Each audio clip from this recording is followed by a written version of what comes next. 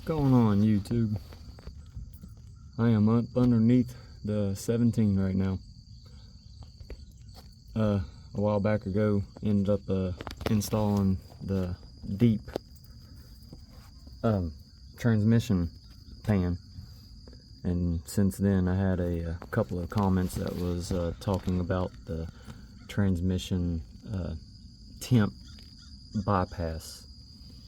Well, never even thought about it, because every single time that I've always looked at the gauge on the truck, I never went above, I think, 170. Never went above 170 degree. And I mean, that was with, you know, hitting 100-degree temperature outside. That was also with towing. It never went above 170 degrees, so I never even thought about it. But since I went ahead and changed out the transmission pan, and then a couple of people made comments about that, it got me thinking, and I was like, you know what, my other truck, it don't even have it. And I was like, all right, well, I'm gonna go ahead and get it. So up underneath the truck right now, but this is what we're changing out.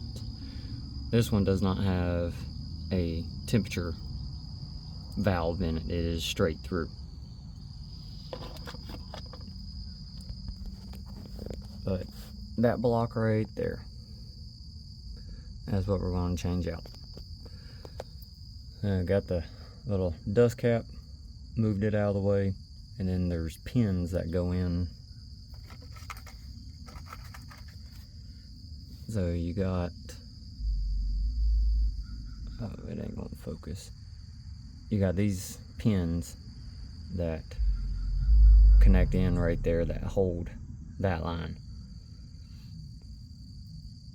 So you gotta get those disconnected.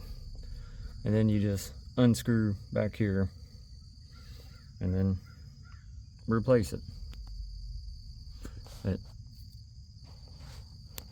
I'm gonna go ahead and work on that, and I'll be right back. Alright guys, I kind of just went ahead and got it all taken care of. Right now I'm just kind of working on getting these caps back over top. I mean, they're just like a reinsurance to help keep those clips from falling out. But so there's the old one.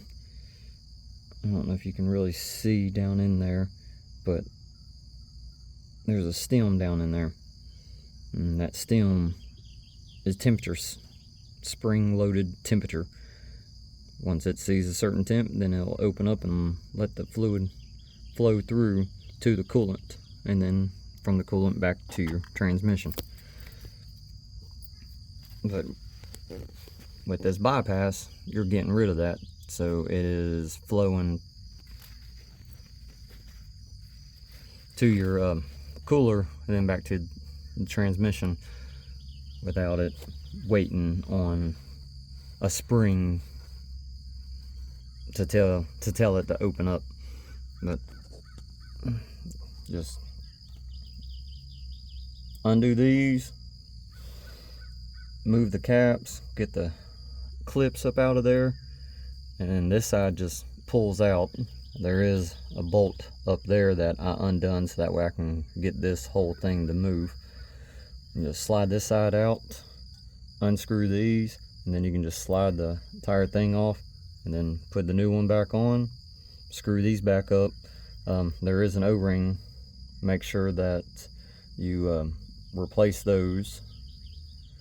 But there's an O-ring on the end of this line that gets screwed in inside here. And then this side, it just literally just pops in, and then get the clip, push the clip in. And then, like I said, I'm just trying to work on getting these covers back over top of the clip. But hopefully that helps somebody out.